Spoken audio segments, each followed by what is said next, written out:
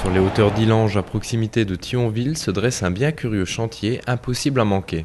Baptisé Terra Lorraine et fruit d'une coopération sino-européenne, le projet visant à créer un pôle d'affaires et d'activités technologiques d'envergure au cœur de la Lorraine est désormais en route. Difficile d'imaginer que de ces friches naîtra plusieurs milliers d'emplois à l'horizon 2015, et pourtant, c'est là l'objectif affiché par les concepteurs de Terra Lorraine qui ne doutent en rien de son succès futur.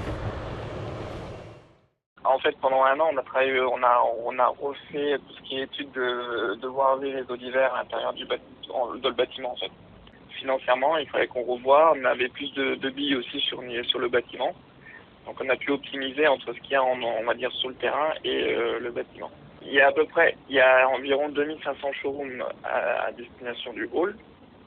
Et à ce jour, on est à 800, environ une moyenne de 800 signatures à ce jour actées, avec une vitesse de une cinquantaine de contrats mensuels. On va voir largement à plus de 2500. Non loin de là, le village d'Illange observe d'un œil curieux et attentif l'avancée des travaux. C'est une très bonne chose, aussi bien pour le village que pour l'environnement. Je pense qu'ils annoncent 3500 emplois, c'est quelque chose de merveilleux, à nos jours. Économiquement parlant, pour les entreprises, pour aussi la Lorraine, parce qui a déjà pas mal été, qui a déjà pas mal subi au niveau du chômage. Donc si ça peut être bénéfique à ce niveau-là, surtout, ça ne peut être que positif. Je trouve que ça c'est bien pour la ville, ça va agrandir la ville et ça va être plus connu, on va dire.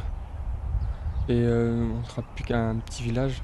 Si beaucoup craignent de voir Terra Lorraine se transformer en déroute après la débâcle du projet Skylander, tous les espoirs restent permis maintenant que les tractopelles et autres bulldozers ont officiellement investi le chantier.